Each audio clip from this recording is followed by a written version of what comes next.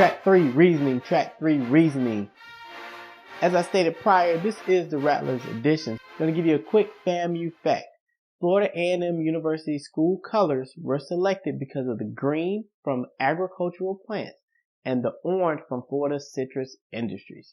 So that's how we get the orange and the green, the top colors out there at a university. That's how we get that FAMU orange and green. So in this track, we're going to focus on standards for mathematical practice number 2, which is reason abstractly and quantitatively. With this SMP, it focuses on students' abilities to see the connection between real situations and symbolic representation and to accurately represent problems with quantity and symbolic representations. You're probably like, wow, what does all that mean? I'll break it down. Again, here's the poster.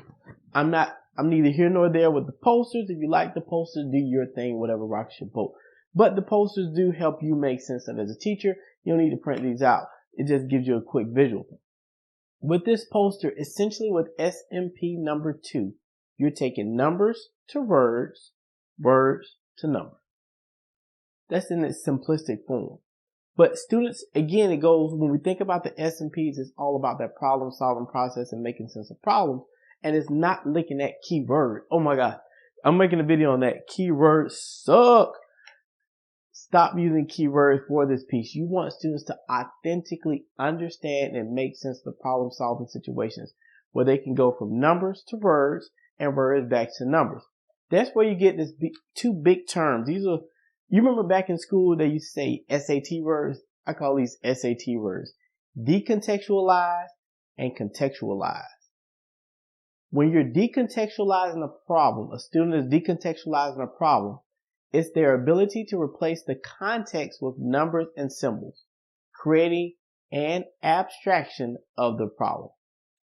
So it means to decontextualize, to replace the context with numbers and symbols. Okay? So essentially break down the verb problem and put some numbers and symbols. To contextualize the problem is to pause as needed during the manipulation process in order to probe into the reference for the symbols involved. So it's essentially going back to the context of the problem. So you're taking the context and decontextualizing it, breaking it down. Think D, like you're breaking it down the problem. And in contextualize, you get all these numbers and different things, but can it get back into the actual context? So students need to be able to do both. Break down the problem and then essentially put down the solution or the problem back together to make sense of the context. Think about that explanation and justifications. Students should be able to do this process, not you as a teacher, but allowing students the opportunity with cognitively challenging problems to engage in SMP2. Mathematically proficient students make sense of quantities and their relationships in problem situations. That goes back to the keywords piece. If students are just circling the numbers and the keywords for the operation, they're not making sense of the problem. They're literally just making sense of some trick or some gimmick. Focus on allowing students to make sense of the problem and the problem solving situation. As we look at these different SMPs, my goal is also to give you an assessment tip. And not a formalized assessment, another test, but thinking about if you're focused on engaging students in these particular SMPs, how do you know they're engaged in it? So for SMP2, the assessment tip is creating appropriate equations to solve a problem and setting them up correctly. So think about it. You give students a problem, see if they can set up the equations properly. And that's a good way to see if they're engaging in the task, in the SMP. See if they're setting up an appropriate equation to solve the problem.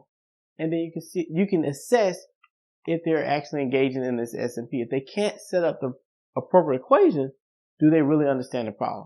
Or they're just saying, I circle these numbers, underline the keyword. They're not. See if they can understand the context of what is happening and what type of problem is needed for this. When we look at SMP2, students are able to do the following. Represent quantities in a variety of ways. Remove the problem context to solve the problem in an abstract way. Refer back to the problem context when needed to understand and evaluate the answer. SMP2 is one of the more challenging SMPs for students to engage in. The reason being they have to really understand the context of what is going on with the problem and be able to decontextualize the problem and contextualize the problem. So you have to get students out of the habit of the keywords. Let students make sense. But that starts with using a rich problem-solving task so students can make sense of the problem. Question of the day. In what ways do students struggle when solving word problems? How do you intervene?